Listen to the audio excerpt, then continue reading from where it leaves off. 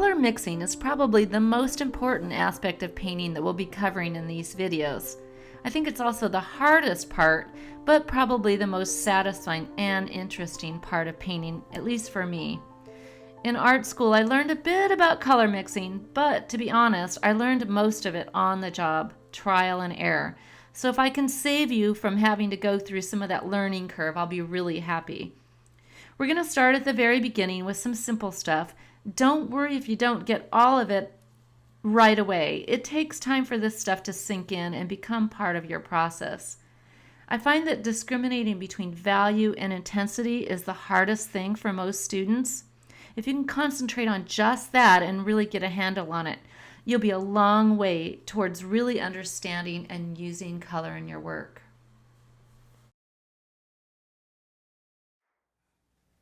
Okay, now we're going to dive into color. We want to be able to accurately mix the colors that we see in nature and in a piece of photo reference. A lot of times we think, oh, we're mixing mud, but that's actually a good thing because really colors that we see in nature are usually grayer and darker than we think. So there are three components that we need to be considering and we want to be able to manipulate separately when we're painting. And those three elements are hue, value, and saturation, also called intensity or chroma. So we're just going to jump right in. First, let's talk about hue, a color's name. In the larger world, outside of our art vernacular, color names aren't very useful for our purpose of painting. A trip to the hardware store illustrates this really well. Color names like Daisy Crown and Brilliant Sunshine do little to truly describe a color. Some marketer got pretty creative. Names like that might help sell a product, but they aren't very descriptive of the actual color.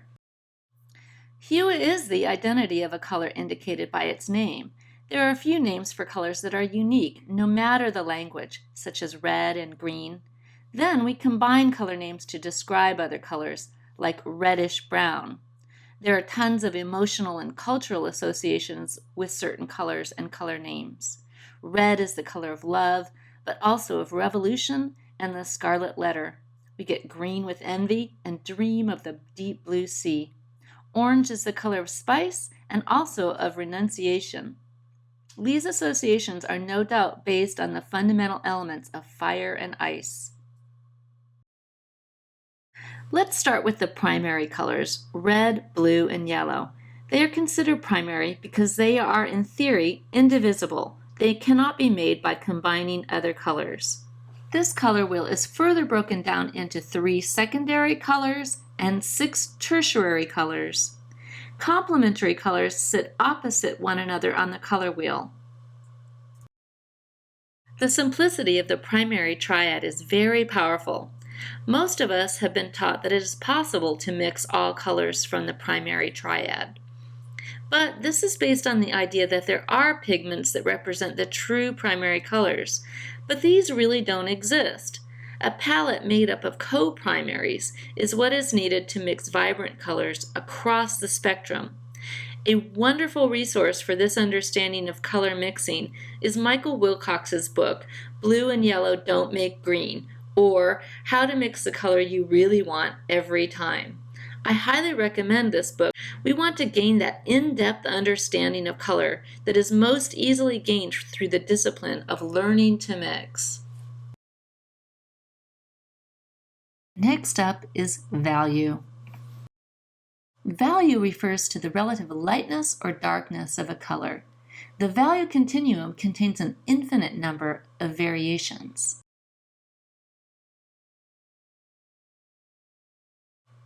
I found that working with the 6 value scale works out great for landscape painting and keeps my job really simple. Here's an example of just how relative value is. The gray square in the center is the same value.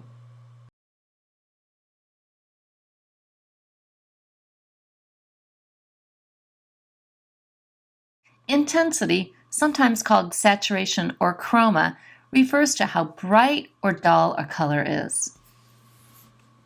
I think that it can be very difficult to distinguish between value and intensity.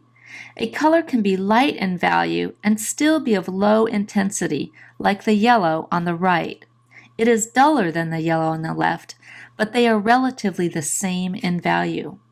Likewise, a color can be dark in value and be of high intensity, like the blue on the left.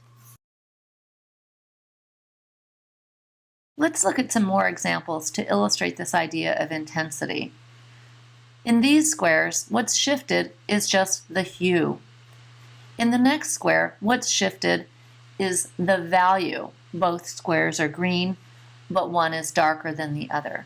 In the very last example, both squares are green. They're relatively the same in value, but one of the greens is more intense. It's brighter.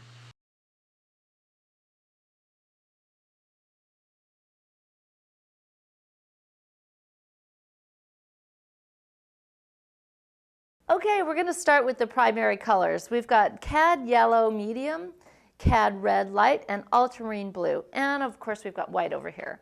So with these primary colors, in order to get our secondary, we just add two of these together. Let's do it right here in the middle. Here we've got a nice, bright secondary color. In this case, the cad yellow medium and the cad red light make a nice bright orange. Now, if I want to dull this color or gray it, I just add the third primary, a little bit of it. And that dulls that orange. It's really nice. Theoretically, if I add all of these three primaries together in equal amounts, I'm going to get a true neutral. It doesn't usually work out that way. And there's a couple of reasons for that, which we'll talk about in just a bit. All right, now let's try mixing the ultramarine blue and the cad red light. Now we would think that we might be able to get a nice bright purple, but we're going to add this together. And what we really get, you get kind of this kind of dull, kind of grayed purple. See that? It's not, it's kind of gray. Let me add some white to it so you can see it. See that? That's not really what I had in mind, right? And the reason for that is this cad red light has a bias. It's leaning towards the yellow, and the yellow is actually the complement of the purple. So it's going to be dull. So what do we need to mix nice, bright, saturated colors all throughout the spectrum? Well, theory tells us that we can mix every color in the spectrum with these three primaries and white. Well, we can't quite do it. And the reason for that is that every color has got a bias, or it leans in a certain direction. And especially when we're dealing with pigment, not light, we really run into trouble here. So in order to really be able to mix nice, bright, saturated colors, we need a co-primaries palette. So we've got the cad yellow medium, but we also need a lemon yellow. And we also need a phthalo blue. So a blue that's leaning towards the yellow.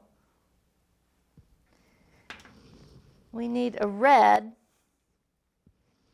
that is leaning towards the blue. So I'm going to use a couple here. I'm going to actually add a permanent rose and an alizarin crimson. And so this is going to be the whole complement of my palette plus white. And I'm going to be able to mix pretty much whatever I want with that. I don't generally use a black, but if I do use black, I'm going to use an ivory black. Okay, so let's try again. So now we're going to try to mix a nice bright purple, and we're going to do it with the ultramarine blue and the permanent rose. Ah, look at that. Look at how pretty that is and how bright that is. Very saturated. Just add a little white so you can really see the color. Look at that. Look at the difference between these two. We want to be able to mix both, but yeah, we want to be able to mix both. We don't want to be limited to just what we can mix with the three primaries. We need those co-primaries. Okay, let's try it again. All right, so generally speaking, we're saying, oh, what kind of greens can we get? We get ultramarine blue and that cad yellow that we started with. What kind of green are we going to get? We're going to get this kind of, you know, it's pretty saturated, but it's pretty olivey. It's dulled. Let's try that again with the phthalo blue. And the lemon yellow, so that's these are next to each other, closer to each other on the color wheel. And look at that, we got this bright emerald kind of green. Now again, we want both of these kinds of greens, but we want to be able to mix everything, okay? So that's why we need a co-primaries palette. Now let's do a couple other things. Let's talk about when we're beginning to paint, we often think that everything is super saturated, a lot more saturated than we think out there in nature. We really need to be able to sort of orchestrate the saturation of the colors that we're using. So we want to be able to mix lots of grays. I'm going to mix three primaries together. So we're going to take the kind of more traditional ultramarine blue and the cad red light and a little bit of the cad yellow. Now, if we mix these in the right amount, theoretically, we're going to have a true neutral. But I find that to get that true neutral, it's a little tough because of the leanings of the color. We're getting there. This is looking pretty good. Even a little bit more blue. The red and the yellow are a little bit more overpowering, so we're getting there. See that? This is pretty close. Maybe even a little bit more blue. So if I add white, you'll be able to see it a little bit better.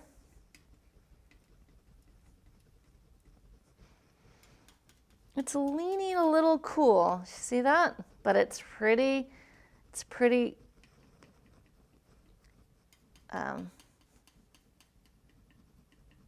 achromatic.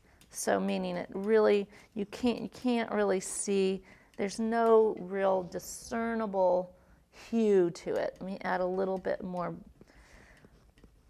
red, because I want it right in between, so we feel like it's not leaning red and it's not leaning blue. Feels still a little cool to me.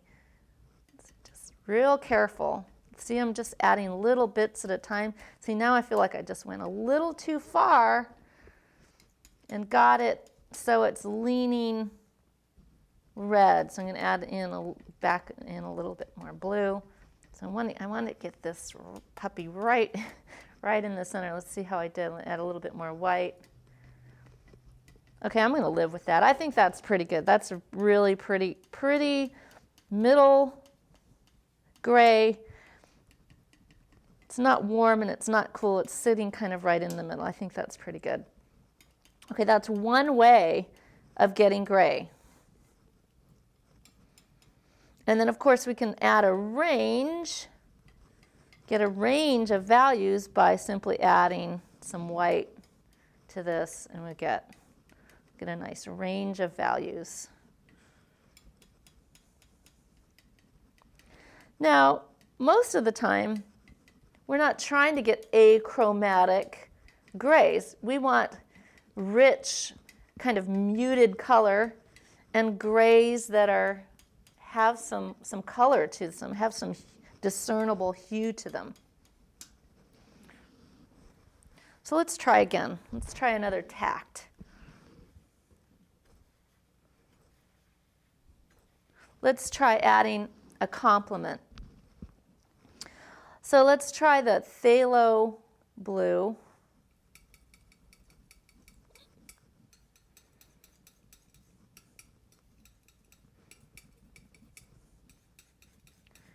And the complement of blue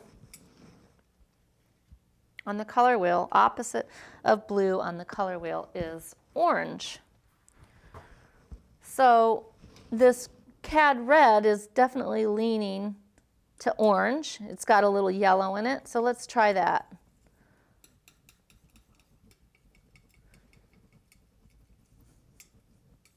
Now this is considered a grayed color. Let's see how much more. It's much, much richer.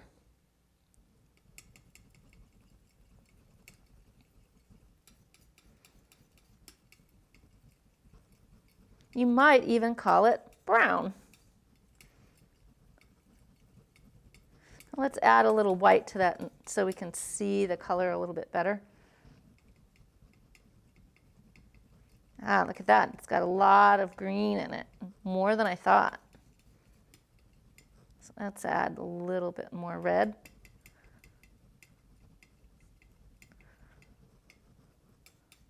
That phthalo blue is very powerful. But this is nice. It's got a little bit more life to it, I would say. It's leaning, it's a little cooler. But we want to be able to mix different kinds of grays. We're going to want to be able to mix a range of values in each hue. Some of the colors it's easier to do that with than others. For instance, with red, it's pretty easy. We're going to take a little bit of the cad red and we're just going to add a little bit of the white. We have a nice pink. We go a little bit lighter.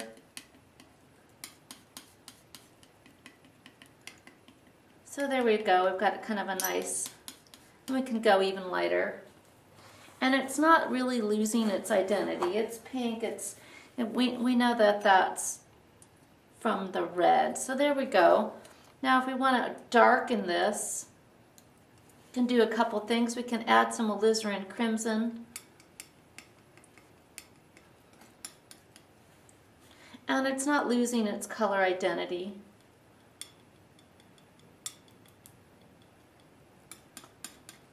Maybe even a little bit more. So now we have a good range.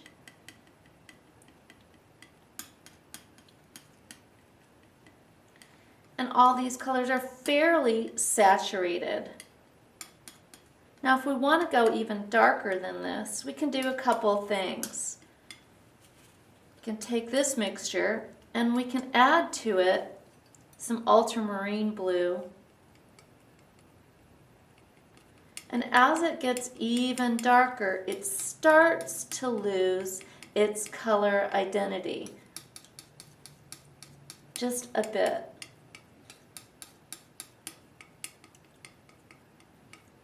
But we have a nice range of values. And yellow will lose its color identity much more quickly than the other colors, the other primary colors. It starts out very high key to begin with. So very easy to lighten it with white and it's still nice bright yellow.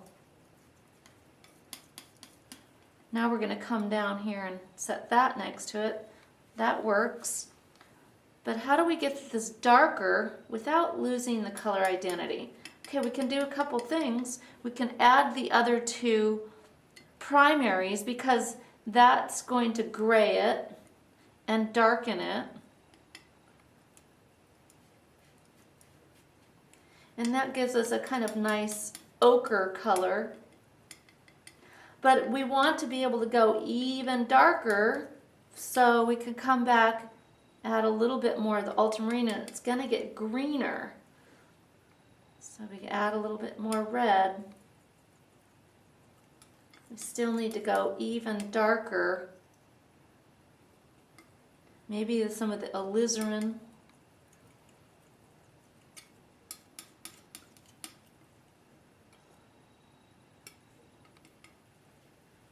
Okay, so here's a little recap in case you missed anything. We started our color mixing with 3 primaries, which in theory are indivisible. Next, we can achieve the secondary and tertiary colors by mixing colors adjacent on the color wheel. We can mix grays by mixing together any red, yellow, blue, and usually white. We can't mix all the colors of the spectrum or wheel with just those 3 primaries. It just isn't true. We really need a palette comprised of co-primaries.